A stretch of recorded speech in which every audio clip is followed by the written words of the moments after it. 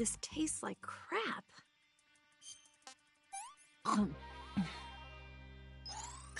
Yuck.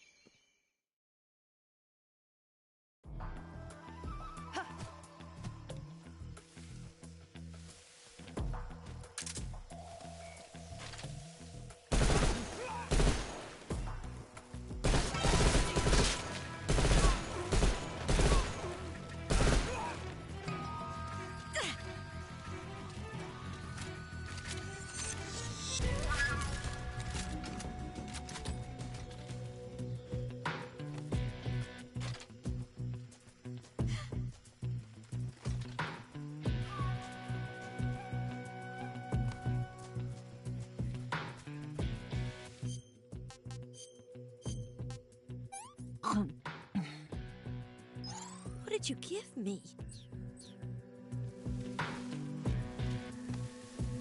What is that?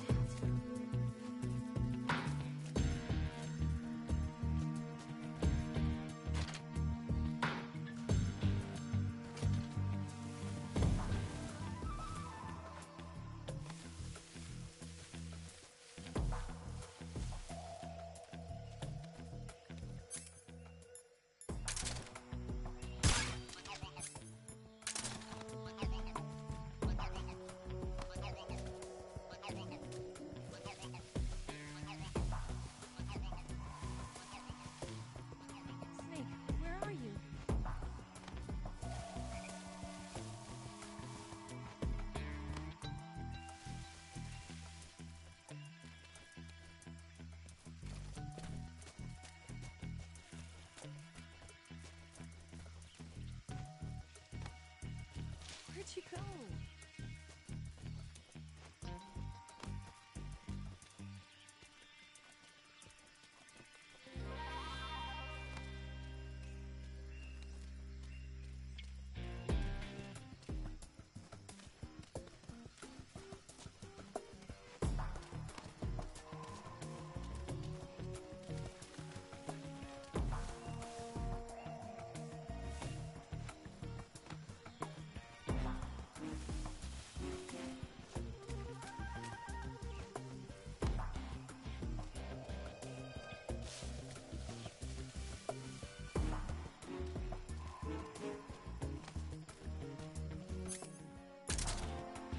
I'm so hungry.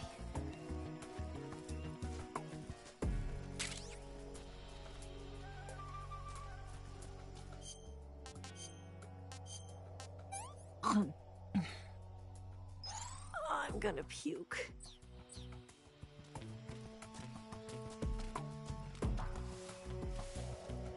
Food.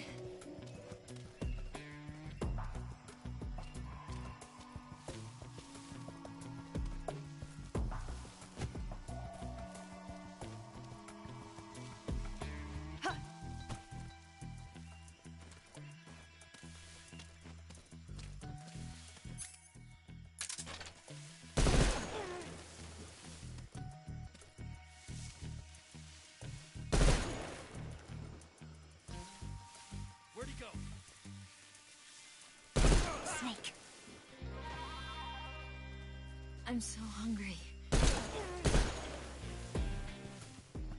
What do you think you're doing?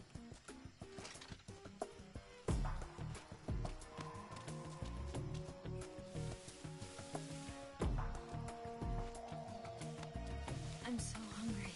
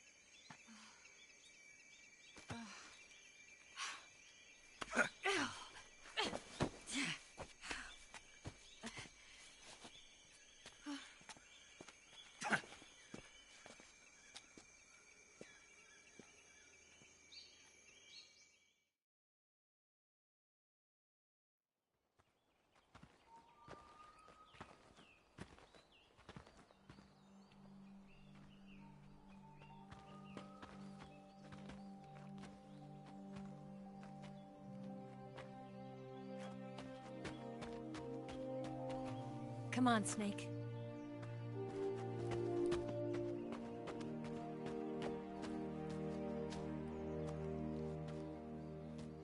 We made it. We made it. Over there.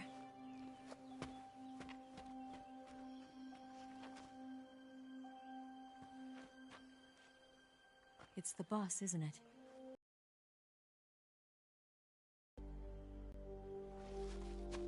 Right. I'll leave you two alone. But come back in one piece, okay?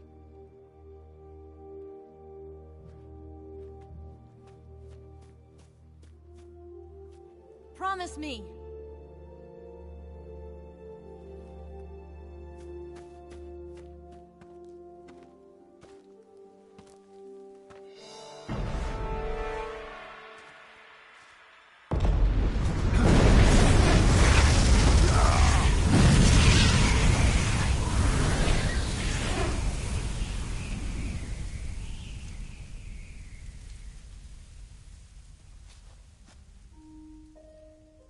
Life's end. Isn't it beautiful? It's almost tragic. When life ends, it gives off a final lingering aroma. Light is but a farewell gift from the darkness to those on their way to die. I've been waiting, Snake, for a long time. Waiting for your birth, your growth, and the finality of today. Boss.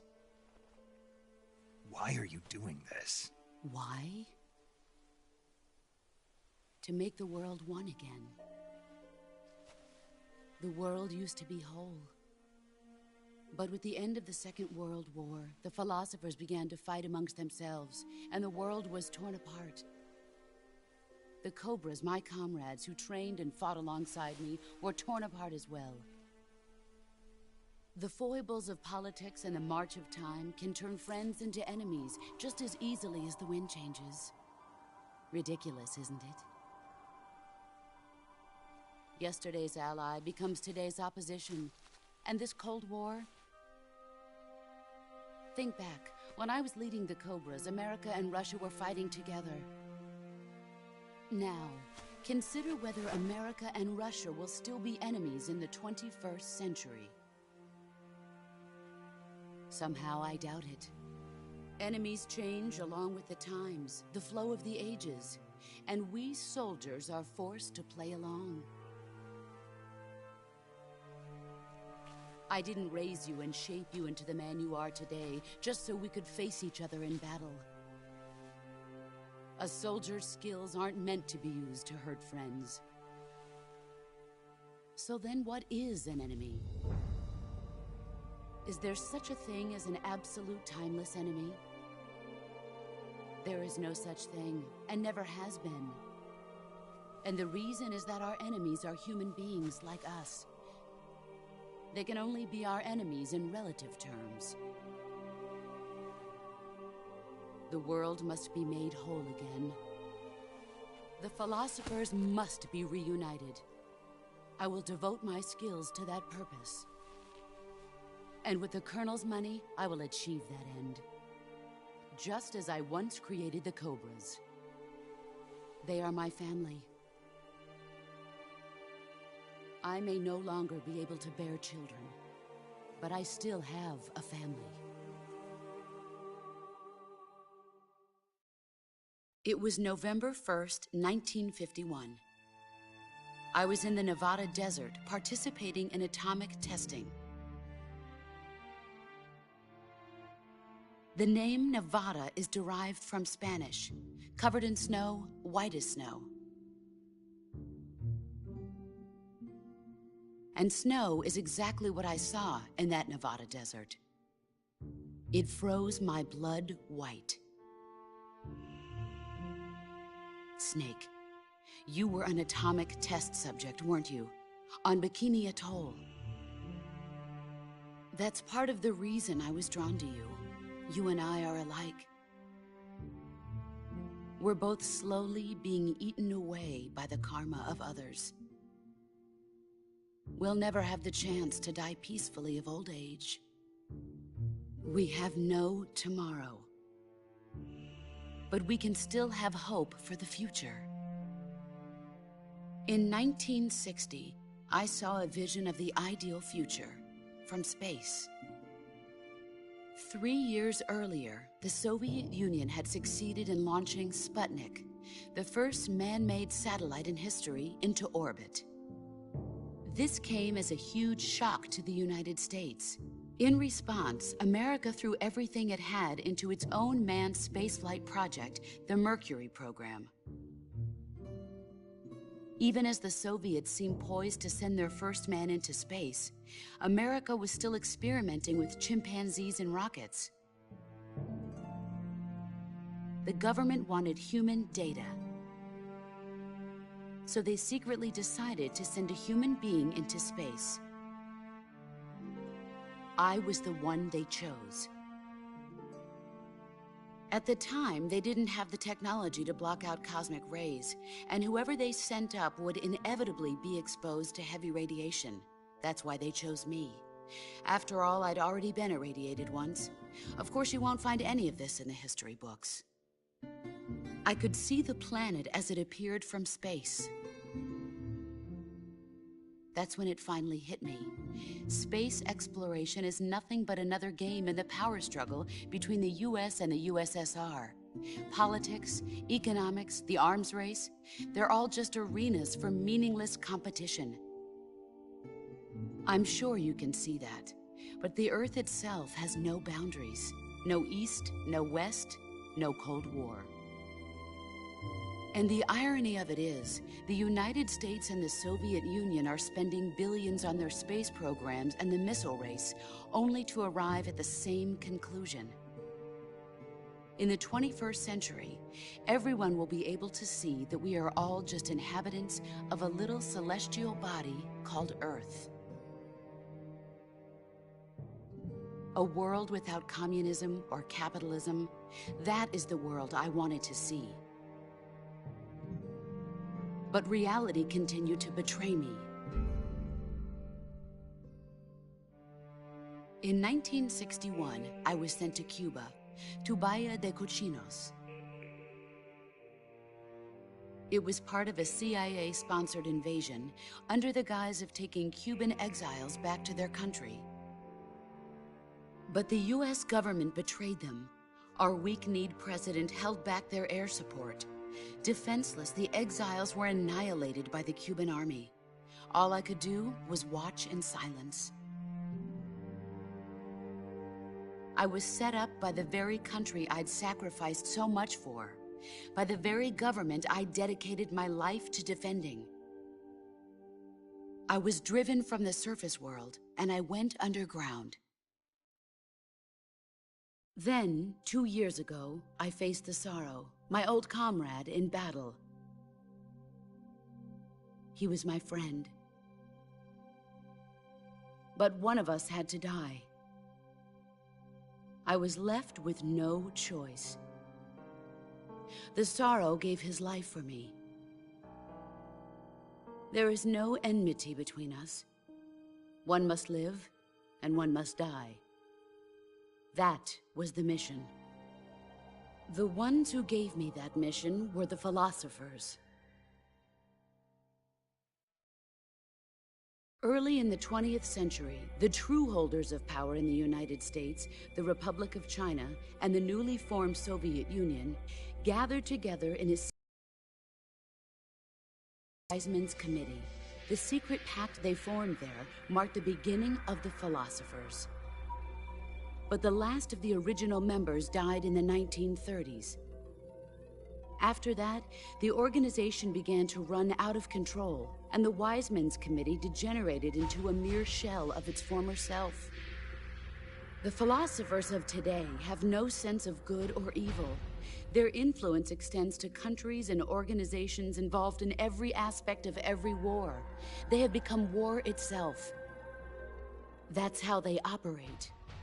The sacrifices of war cause a shift in the times. This shift leads to renewed conflict, and in turn triggers the next war.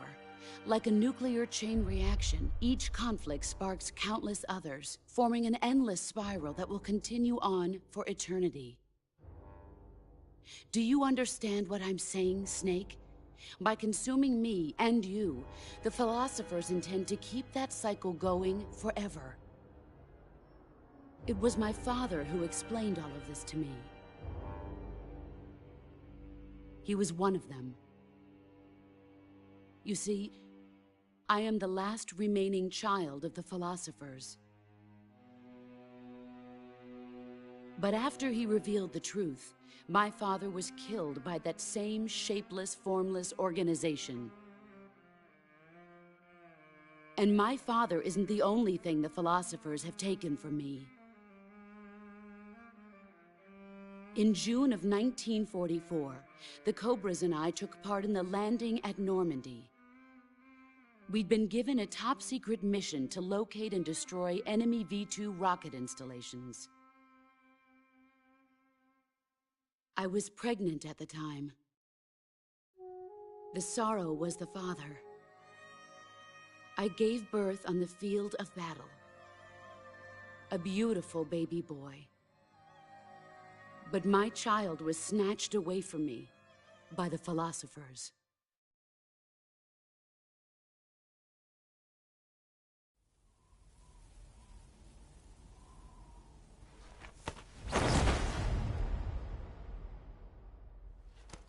Look at this scar. This is proof that I was once a mother. I gave up my body and my child for my country. There is nothing left inside me now.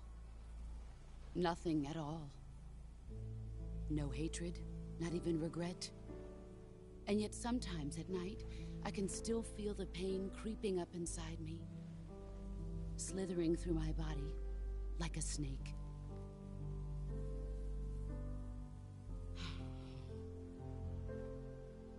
I've never talked this much about myself before. Thanks. Thanks for listening to me.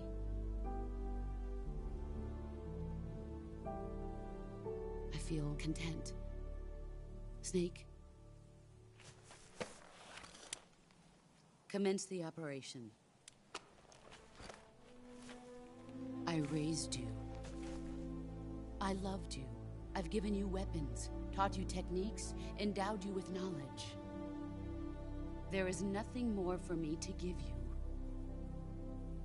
All that's left for you to take is my life, by your own hand. One must die, and one must live. No victory, no defeat. The survivor will carry on the fight. It is our destiny. The one who survives will inherit the title of boss. And the one who inherits the title of boss will face an existence of endless battle. I'll give you 10 minutes. In 10 minutes, Miggs will come and bomb the hell out of this place. If you can beat me in less than 10 minutes, you'll be able to escape in time. Let's make this the greatest 10 minutes of our lives, Jack. Boss. You're a soldier. Finish your mission. Prove your loyalty. Face me. I come.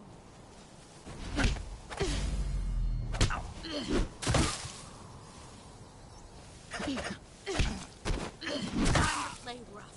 All these years and still nothing to show. Nice try. Move or you're dead.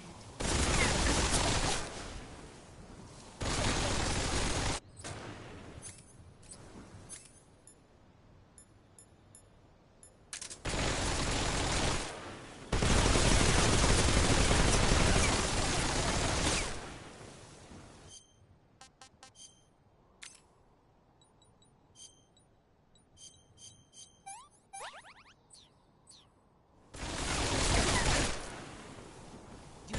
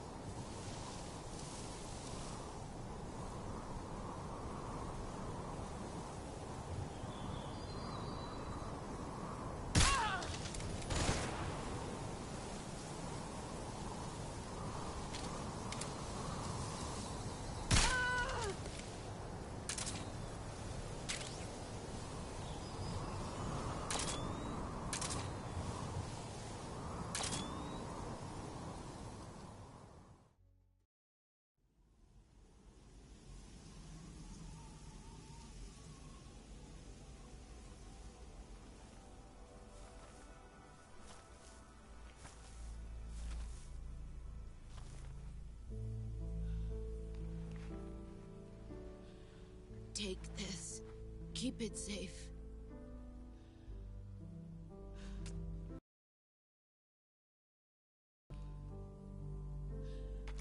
It's our only hope.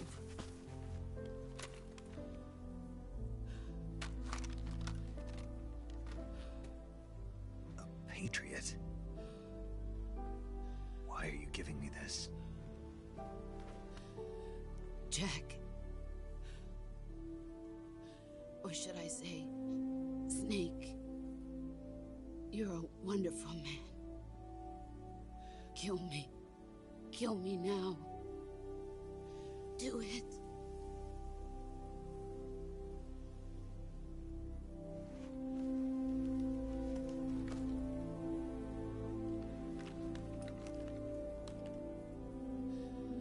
There's only room for one boss and one Snake.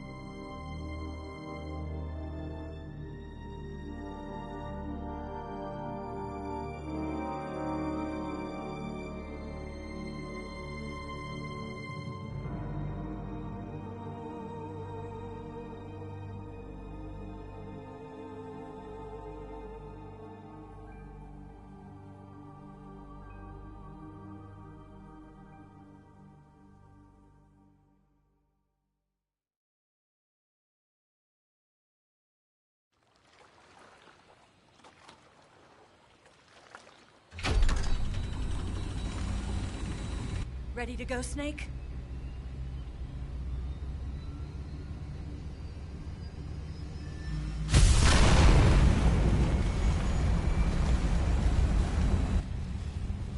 Are you okay? Snake? Yeah.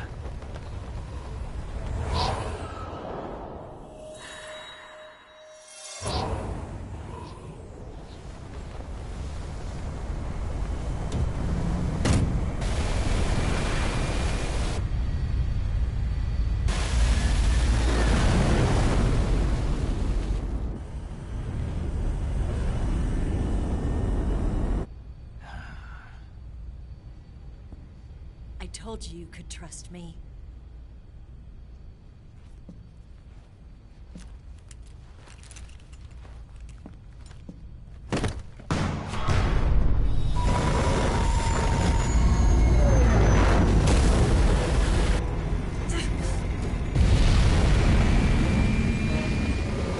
Snake! Ocelot! We're not done yet.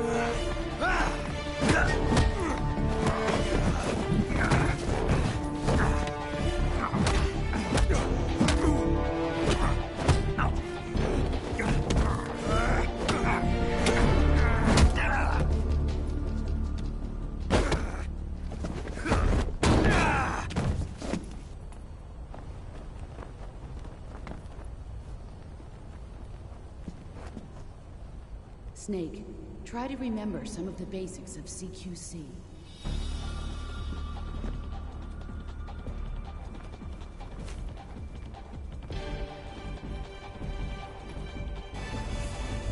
Not good!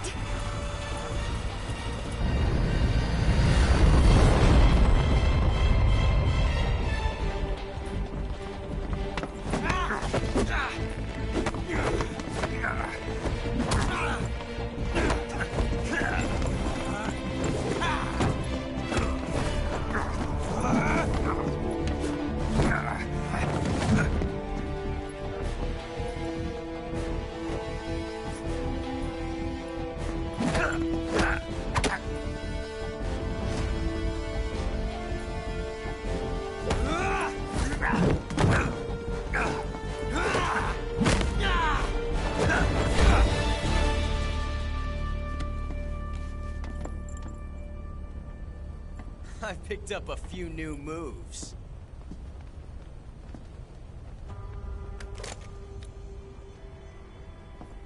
Huh. It doesn't feel right to shoot an unarmed man. But I'll get over it. Eva!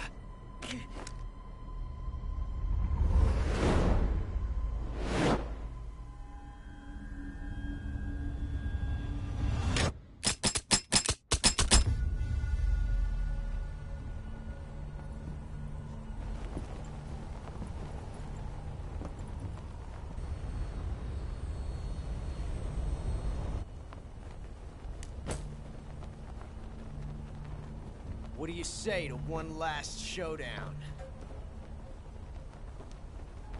Yeah, all right.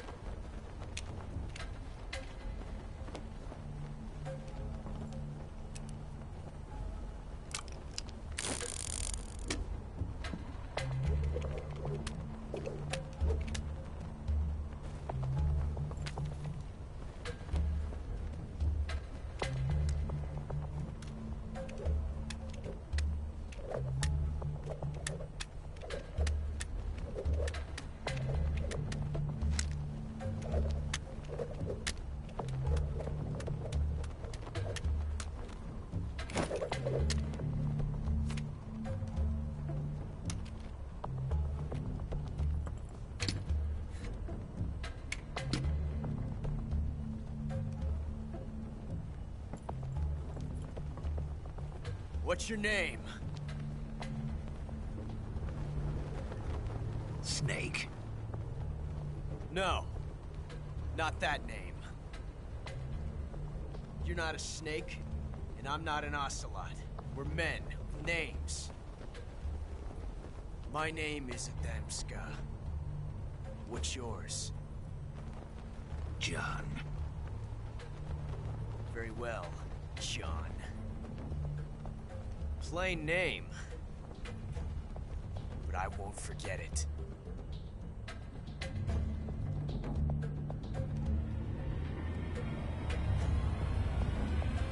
Come on!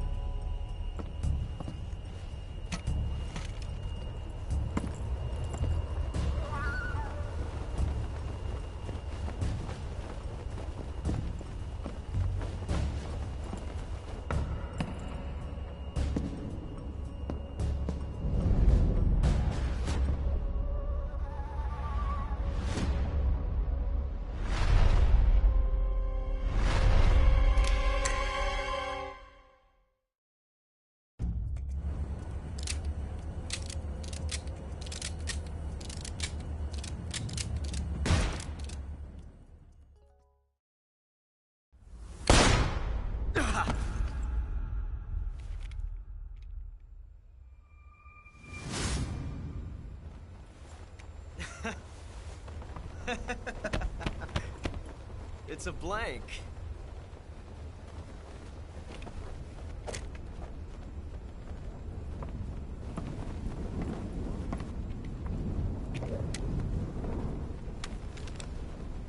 That was fun. Till we meet again. John.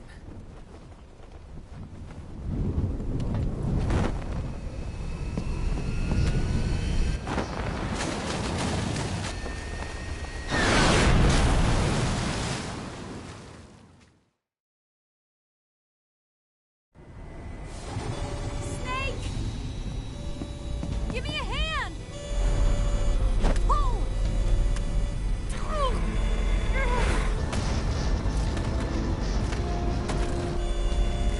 Come on, pull up!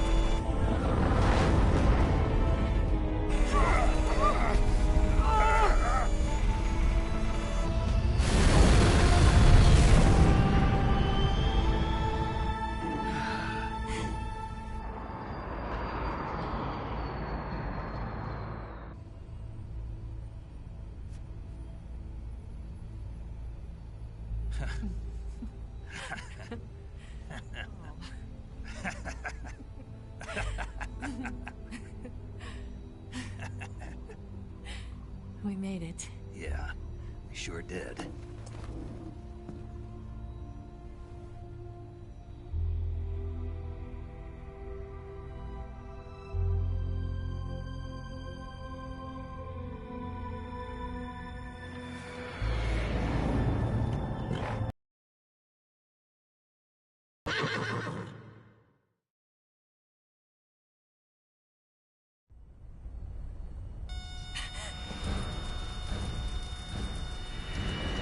Oh no, Migs!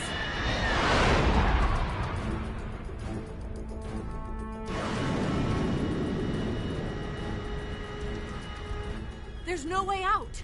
What are we gonna do? We've come too far to let them stop us now. Those things have got to be armed. It's no use. There's no way we can outmaneuver them.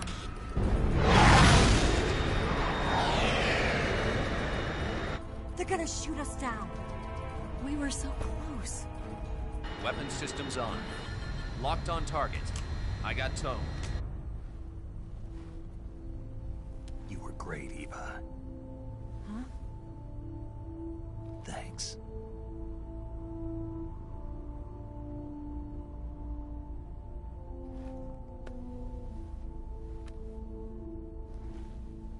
Oak 19, this is Control. Stand by for a direct order from the chairman. Oak 19, return to base immediately. Do you read me? This is a direct order from Comrade Khrushchev. Return to base immediately. Oak 19, do you copy? Understood. Aborting mission. RTB. Look! The MiGs are turning back! Woo!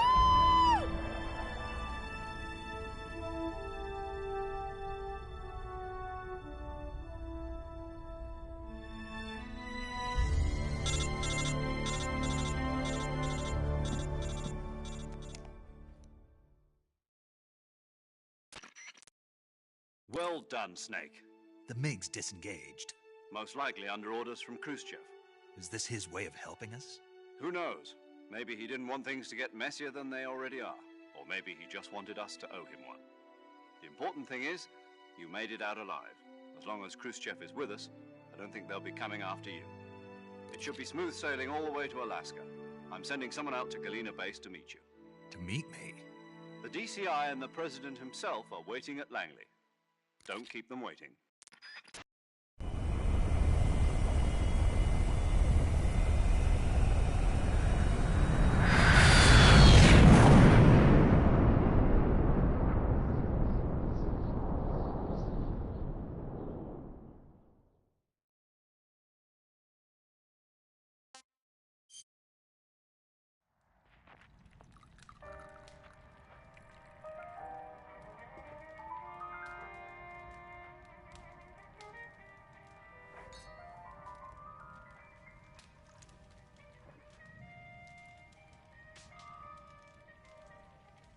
So what are you going to do now? Go back to the KGB? What do you want me to do?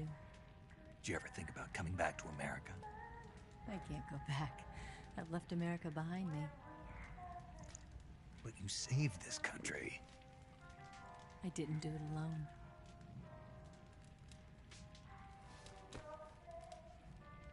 I still owe you a dinner.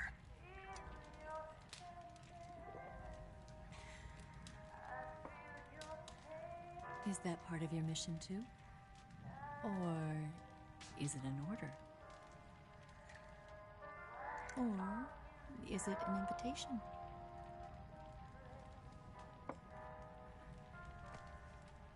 Or a proposal? I don't take orders from anyone now.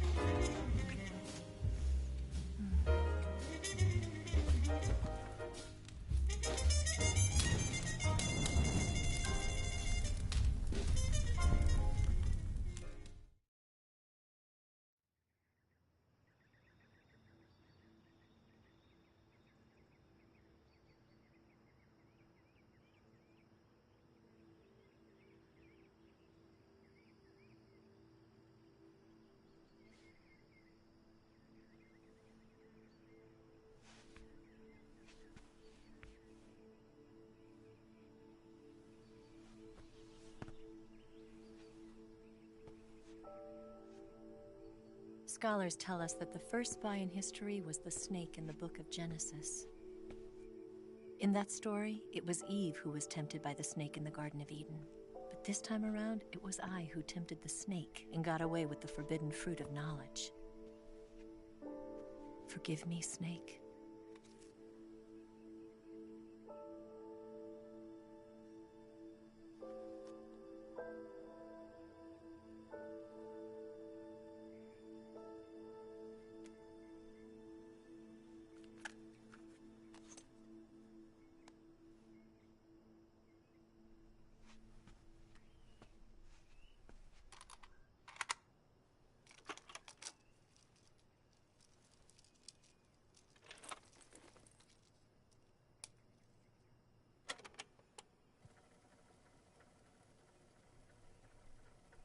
Good morning, Snake. I hope you slept well. First of all, I have to apologize. I wasn't sent by Khrushchev. I'm not a KGB spy, and I never worked for the NSA. I'm an agent of the People's Republic of China for the General HQ 2nd Department of the People's Liberation Army. It was all a lie. I tricked you. And I'm sorry.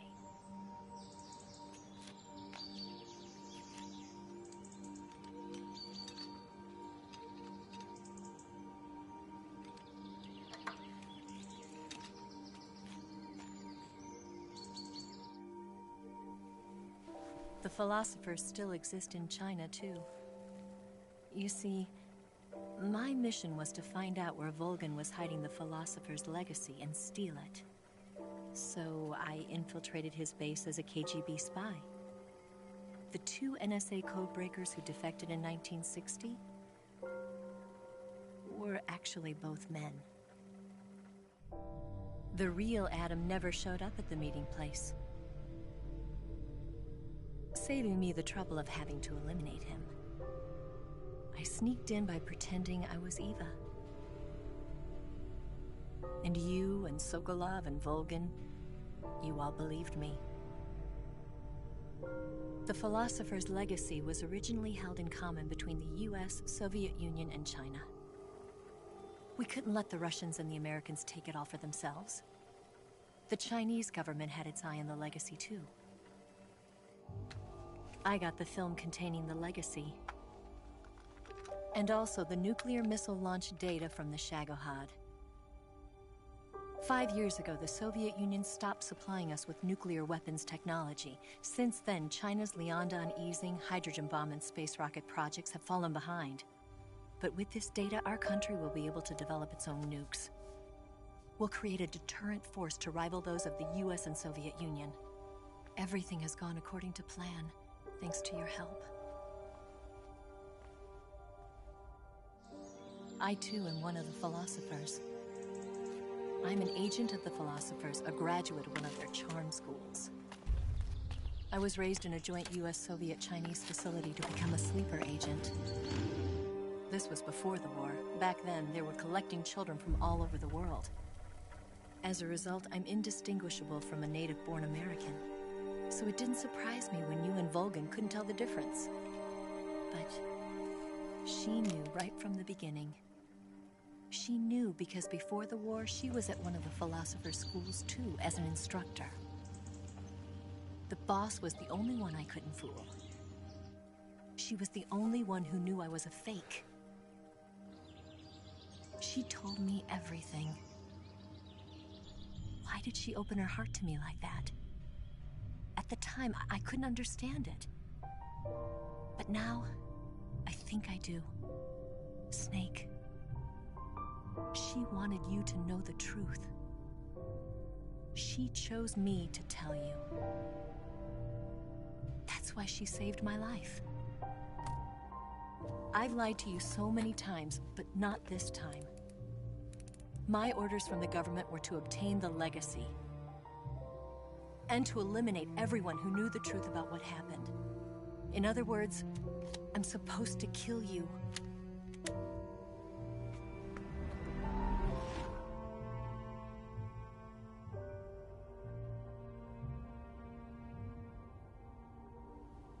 But I can't do it. Not because we loved each other. And not because you saved my life. But because I made a promise to the boss. And I intend to keep it. I just wanted you to know. And you have to live.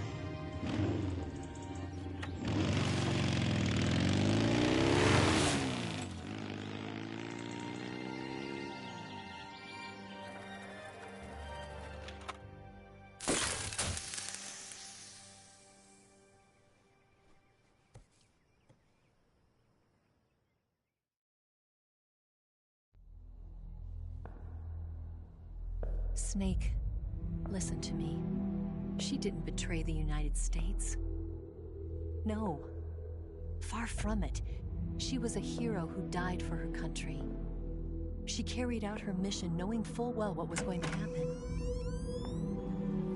Self-sacrifice. Because that was her duty.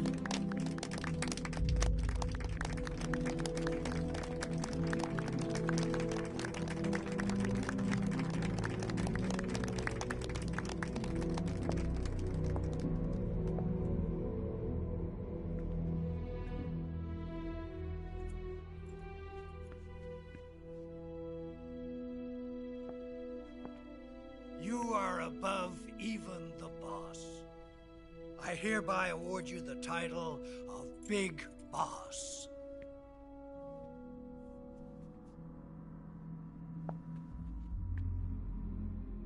You are a true patriot.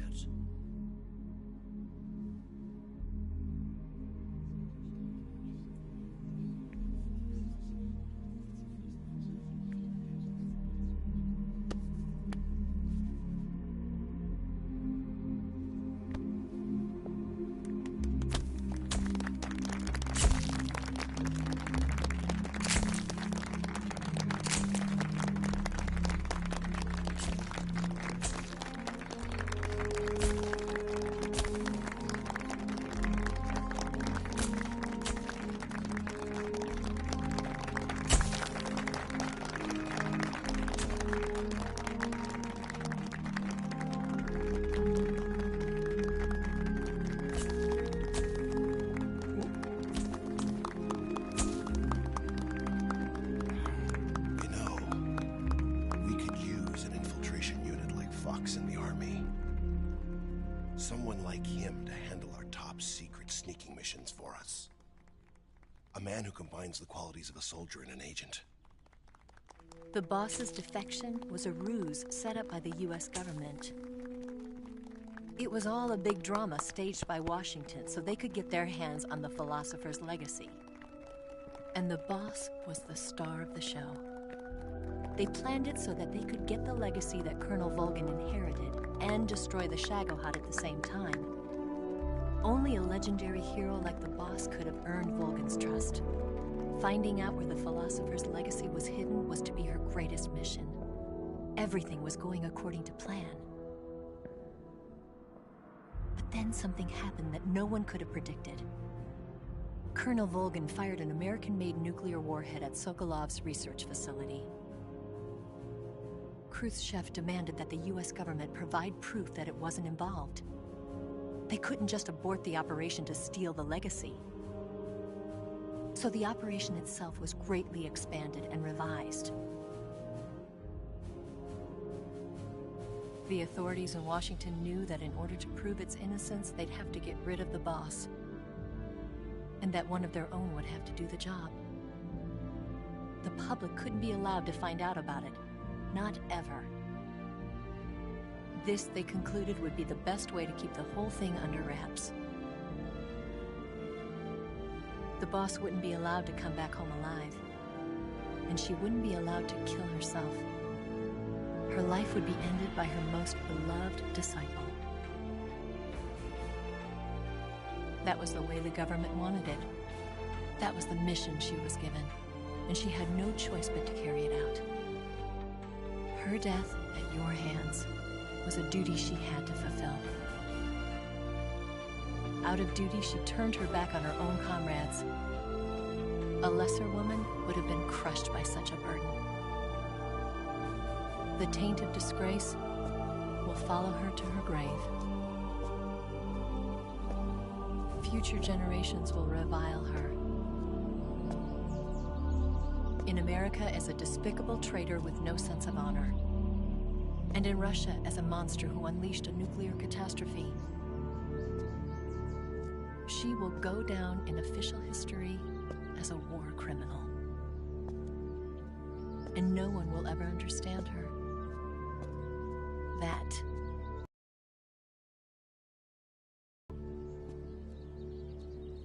And like a true soldier, she saw it through to the end. But I think she wanted you, of all people, to know the truth.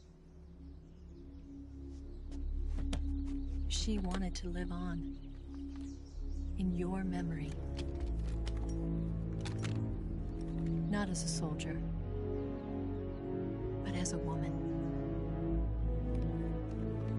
But she was forbidden to tell you herself. And that's why she told me. Snake, history will never know what she did. No one will ever learn the truth. Her story, her debriefing, will endure only in your heart.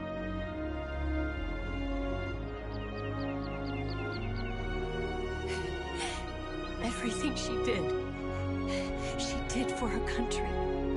She sacrificed her life and her honor for her native land. She was a real hero. She was a true patriot.